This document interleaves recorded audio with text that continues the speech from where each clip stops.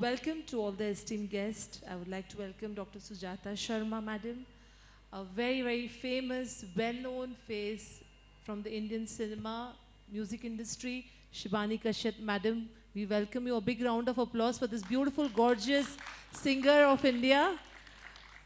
Then we have Mr. Dibya Jyoti Patnaik, sir. We welcome you, sir, for this panel discussion. So my first question will go to Shibani, madam. During these 2 years, the live entertainment events have taken a back seat, thus impacting organizers, artists, and audience expectations, okay?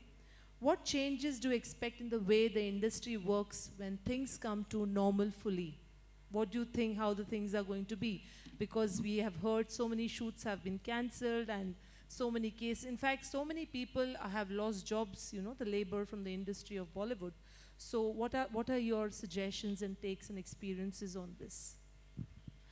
Thank you, Nivedita. Thank you for this, I would say, very often asked question and a question of concern.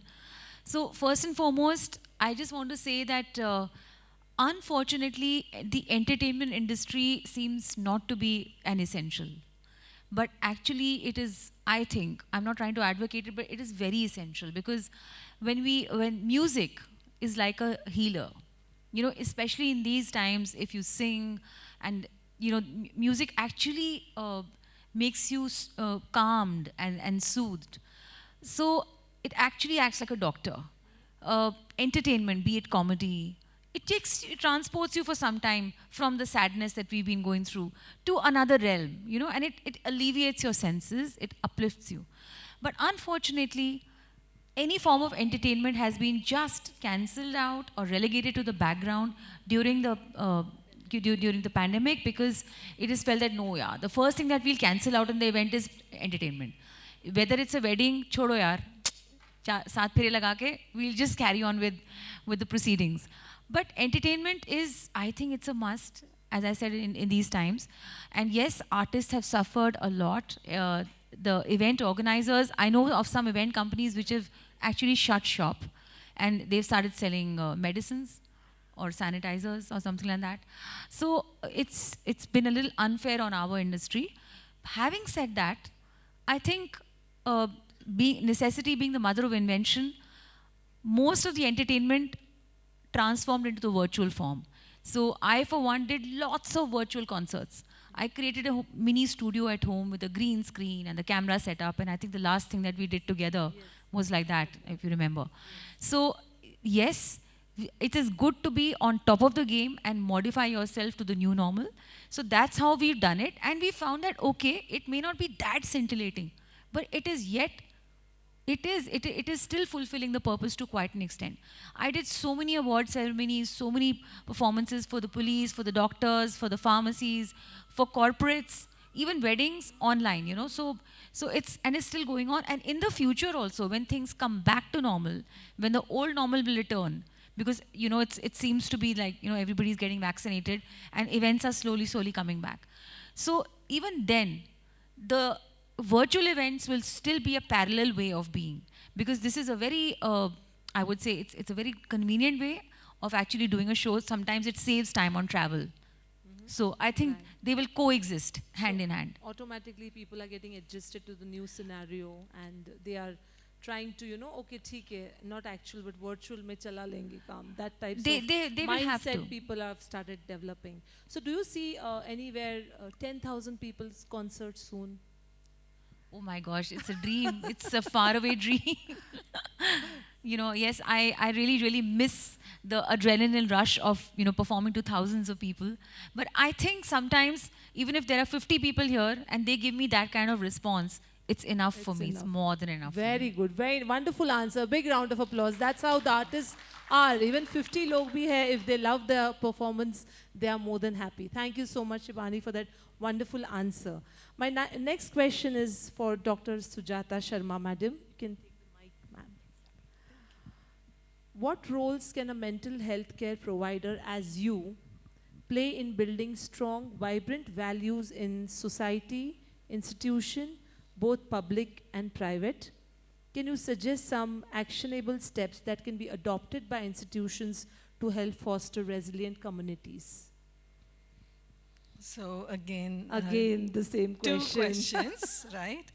And thank you so much for Yes, having me here. yes. Thank you, Nivedita. Yeah. So for the first one, about the role of mental health professional like me, I think mental health professionals have a stake in everything. And like Dr. Avdesh has already mentioned earlier, um, we need strong institutions, and strong institutions begin with strong individuals. It's not about the brick and mortar, it's not about the software, it's not about the nuts and bolts, it's about the people. It's about the human resources that institutions have. Whether it is a school, a university, whether it's an industry, whether it's a government office, it all amounts to human capital at the end of the day.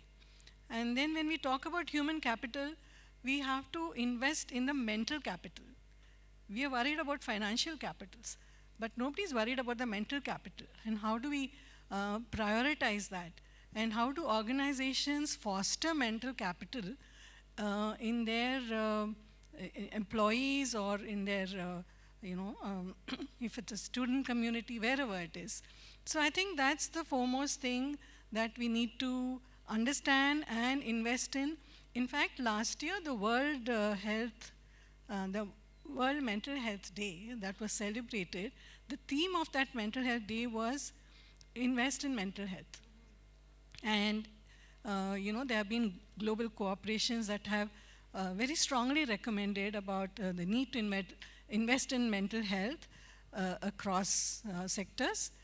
And the best way to do it is to build organizations that values the human potential, that values individuals' capabilities, and create an organizational culture that is positive towards mental health and positive culture of mental health. And the second question about how do we do that? See, why it's important is that we know that, even an ASSOCHAM study showed that about 40% or 42% of people in the industry have mental health issues.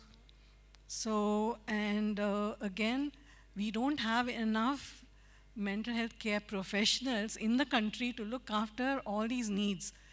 I'm only talking about 40% in the industry. There are so many other sectors. So we can't take care of the mental health of everybody in this nation. So we need people, again, to take charge, take responsibility, and companies foster it by good mental health policy. So if companies have a mental health policy and framework in place, then they are having those actionable steps where people can, normalize mental health help seeking, for example. It's okay to go and talk to a therapist or a counselor, or go to a psychiatrist. It's normal, it happens, and you need that thing. New normal. That should be one. And then also the conversations around mental health should be encouraged. There should be safe spaces in organizations. If somebody wants to talk about their mental health issue, kahan jayenge? Is there a place in an organization to come and talk about your issues? Are there people around you who are willing to listen? Are there sensitive people? Do we have empathy in the environment, in the ecosystem? And if we have to do all that, how is the company, the top leadership, encouraging that? It has to be a top-down approach. The leader has to be sensitive, the leader has to be empathetic, and the leader has to be caring and understanding. So it needs to go right down. Okay. And they set up systems to do it, where even a peer, even your colleague, is sensitive to something that's not okay with you. If I'm an employee and I'm not okay, and my colleague is able to pick that up and be of some support to me, provide some emotional support. Yeah. We call it emotional first aid. Yes. In fact, we are working on that right now. Yes. How to provide emotional first aid and hand-holding till the time we are able to access more trained professional. Perfect. So we need to put all these Thank systems you. in place. So emotional first aid is what we all should make it a new normal, and empathy is of course in the air now. After COVID, I can see a lot of people, rising up to help people, and empathy is something which is taking a new shape and which we are seeing it everywhere. So I think COVID has helped us to show empathy to each other. That is one good thing which has happened, positive thing that has happened. My next question is to Mr. Dibya Jyoti Patnaik sir, who's a director, Annapurna Finance Private Limited. Welcome sir. And finance मतलब तगड़ा funds तो आपके पास रहेगा ही. Annapurna finance है तो financing agency है तो card ज़रूर दे देना आपका जाने के पहले. So the microfinance industry has previously helped the grassroots economic reforms in a commendable way. Do you expect that things will change for the better this time in terms of regulations, effectiveness, and reach? Do you see any roadblocks? Thank you, Brand Story. And I was hearing the mental health things and pretty a mental health conference for a finance guy. Uh, but great to hear. And just to add before I start answering these two questions is that we at Annapurna also face the similar challenge. We have a very large workforce of 10,000 people. A lot of them have affected with COVID. We lost some lives. How do we bring them back? We brought counselors, we brought mental health experts on board to help our team, and that helped in a great deal of bringing the whole confidence back. We spoke to them rigorously along with the counselors to bring them back. And yes, this kind of a pandemic also brings in a lot of opportunity. A large pandemic like this can't be lost as an opportunity, Like I was hearing all the, speakers, Sivani ma'am, and that's how the way of life is going to, It's going to be live, 20,000 people sitting at their houses watching you, and that's the new norm. Even though we are going to go back to normal, even though you are going to perform in Mumbai in a stadium, I'm from Bhubaneswar, I can't travel to, Mumbai, but I would be in a position to see you live, interact with you. And that's how the life is going to be. Unfortunately, when this pandemic came, it came so sudden that we were not ready to a lot of these changes. In education system, for example, we are talking about going live, and it came from when we started interacting with our team, we do a lot of training for our staff, and then we realized that just by going live or online doesn't make any sense, because after 15-20 minutes they all lose their interest because it's not physical, and our content or our trainers are not equipped to hold the attention. We could watch that movie or watch our videos for hours together. She could hold our attention, but not our trainers, neither our materials. So I think that's how the whole life is going to change with all the technology that is there, all the AI, all the machine learning that we have in place, all the change in the regulation, which is empowering, we are at Annapurna are today empowering close to 20 lakh households across the country. And that's the beauty of the technology. Like my previous speaker was talking about that, the technologies were there, but we were not using it. We are one of the finest technology developers, the brains we have, and they were being used by other countries. But today, the pandemic has pushed us in that direction, and we are all using it in extremely faster pace. The change which is happening around us is happening at a much faster pace than we all are realizing it. And that's the scary part of it, that it is changing so fast. It's unlike the earlier time, when we all used to have the beauty of, taking our own time to adapt to the change.